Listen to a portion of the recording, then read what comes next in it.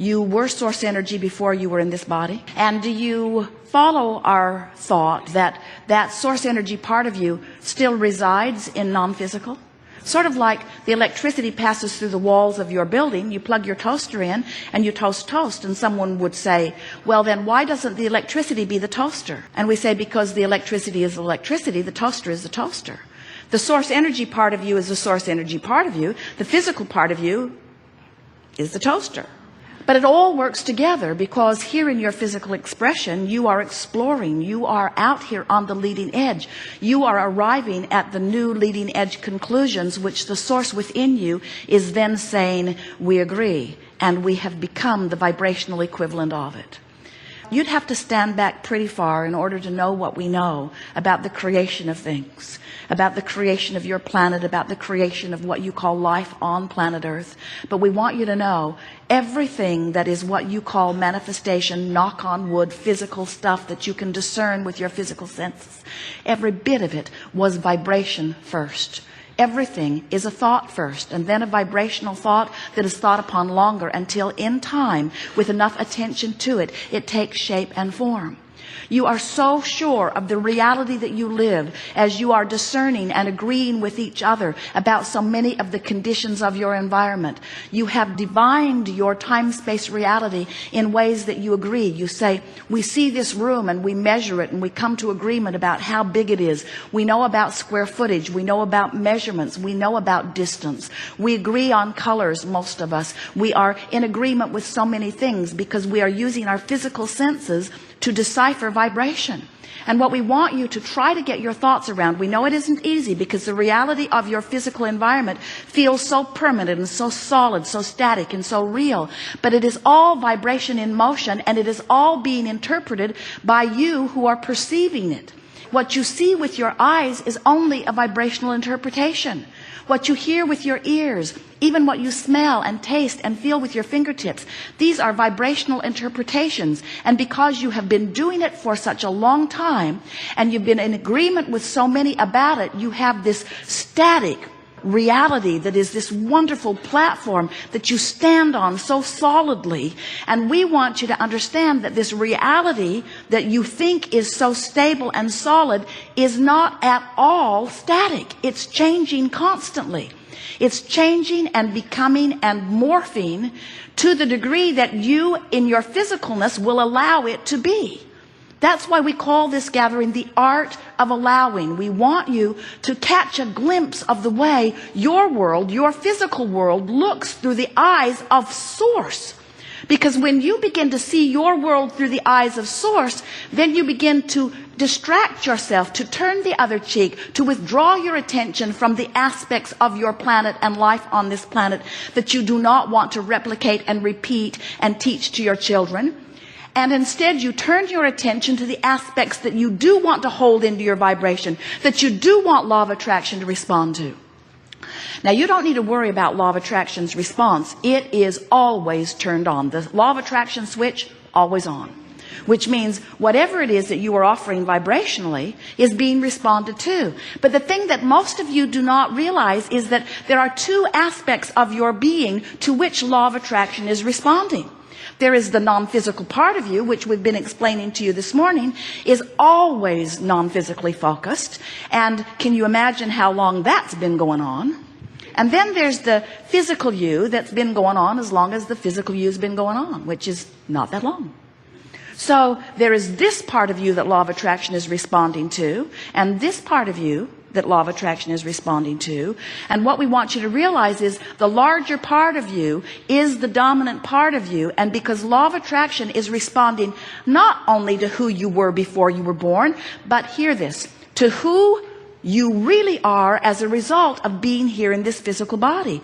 Can you get it that this life experience is causing the greater part of you to expand and become? Do you know that that's why you came to begin with? Humans tell a story that is so irrational that goes something like, so Source is perfect and I've been sent here to figure out how to get perfect. And Source has laid down laws for me to learn, and I'll learn them and I'll persevere and I'll reach for the perfection that Source has achieved. And we want you to understand that that source that you are talking about is always within you. You cannot get yourself away from it. You can pinch yourself off pretty good. But the source that is within you is always within you. And you can tell by the way you feel to what degree your thoughts in the moment are allowing the fullness of source or not. When you feel love for yourself or for another, you are a perfect vibrational match to the source within you. When you feel hatred or anger toward someone else or toward yourself, you are nowhere near the vibrational equivalent of your source. And the vibrational variance between who you're letting yourself be and who you really are is noted to you by your negative emotion. Negative emotion, whatever degree of it you're experiencing, always means to that degree you're pinching yourself off from the fullness of who you are.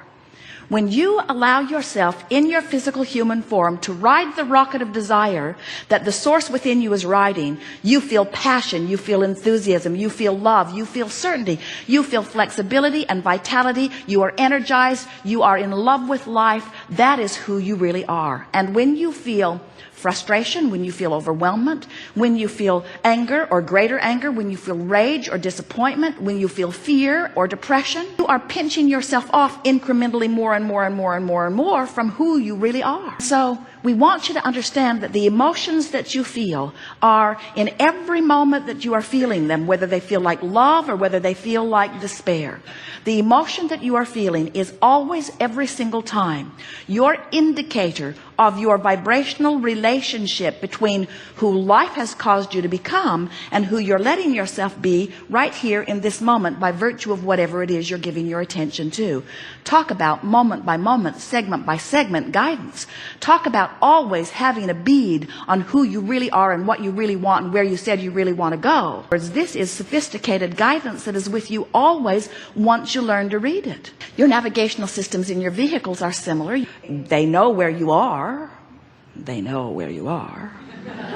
And you program in your desired destination, and the system calculates the route between where you are and where you want to be. And your guidance system is the same way. Here you stand, maybe with not enough money, or with a relationship that feels awful, or with a bodily condition that isn't pleasing you or is frightening you.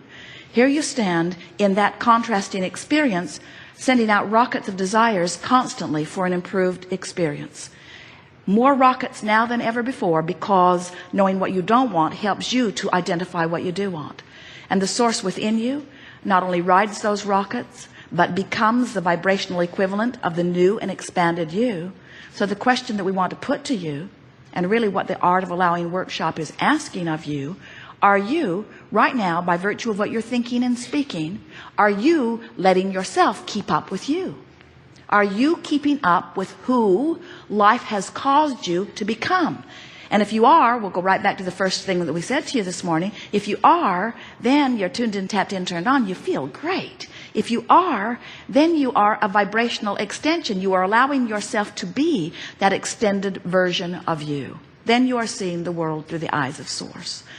And if you are feeling negative emotion, that it means that something has your attention, and it is certainly valid. In other words, we know you don't make this stuff up.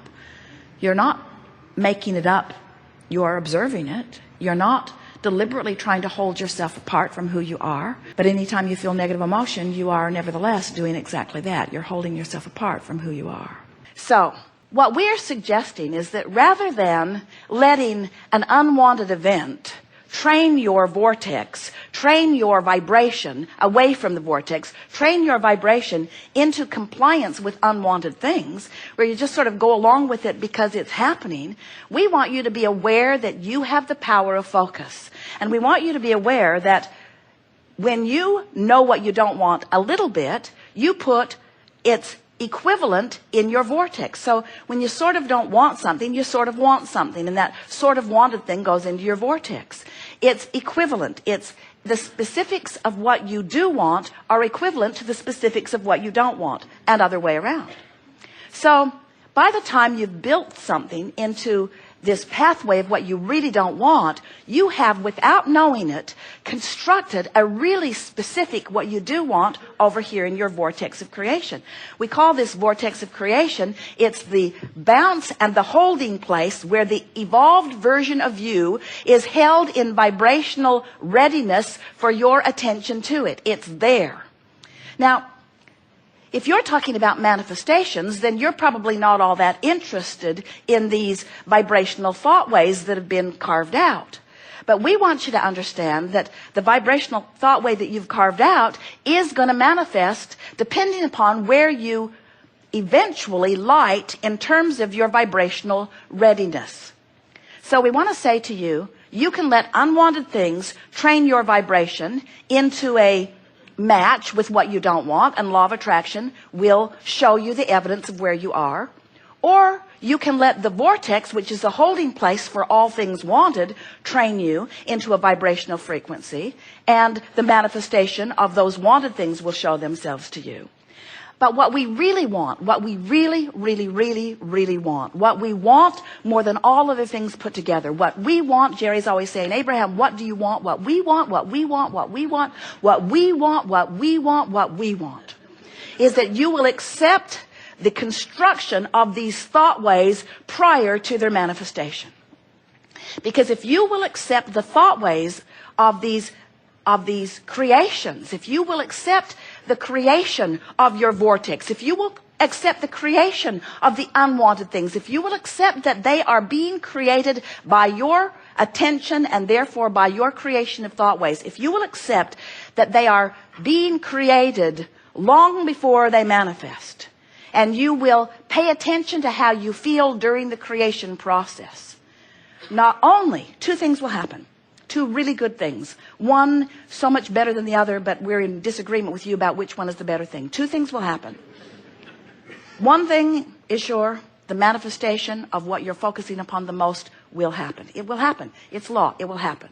It's a done deal. It's a sure thing. It will happen. You will get what you are vibrationally active about. Better said, you're getting what you are vibrationally active about. So one thing, it will manifest. But the other thing is, and this is our favorite part of all of this, is that when you accept that this vortex is spinning and that this vortex contains the I know what I do want part of everything that you've been living, when you accept that and you let that vortex train you into vibrational compliance or alignment, then every step of your journey, even before the manifestation begins to reveal itself to you, is fun. It's pleasurable. You're frisky, you're full, you're inspired, you're enlightened. You feel that energy, you feel that enthusiasm, you feel that passion. You feel what a creator feels when you're moving in the direction of who you really are. So we want to remind you that the emotions that you feel are nothing more than, and oh, is it ever important what they are? They are nothing more than your indicator about whether you're moving down a thought pathway towards something unwanted or whether you're moving down a thought pathway towards something that you are wanting. In other words, every time you feel negative emotion, it always means the same thing. You're moving toward unwanted and away from wanted. Every time you feel positive emotion, it means you're moving toward wanted and away from unwanted. In other words, you're the focuser of all of that, period. There is no getting around it.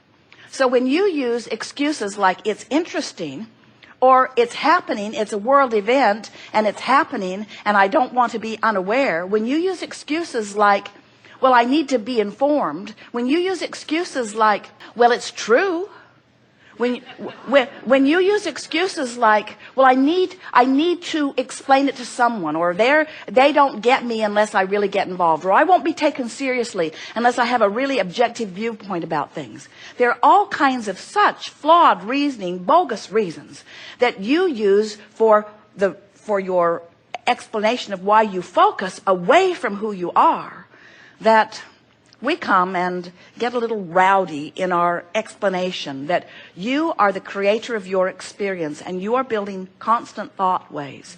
And you have come with the intention of selecting and joyfully moving down those pathways for the constant, never-ending, extraordinary discovery of what this magnificent universe can dish out to you as a representation of what you've got going on vibrationally.